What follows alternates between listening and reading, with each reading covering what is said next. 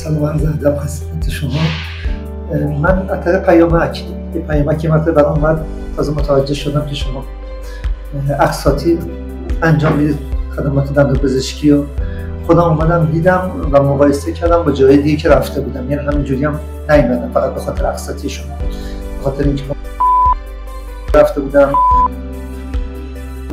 جاهای دیگه رفته بودم، بیوشش کرده بودم، پسرمون دندوناشو درست کرده بودیم، ولی متاسفانه اصلا برخوردشون خوب نبود. من دیدم شما یه مجموعه درست کردید که حالا از اون اول که وارد میشید قسمت اطلاعاتتون، بعدش تو قسمت بالا که حالا همه یکی دست در جهت خدمت رسانی مشتریات دارن فعالیت میکنن و این خیلی خیلی برای من جالب بود که اومدم. اولا من استرس شدید داشتم، استرسمو کاملا از بین بردن پرسنلتون.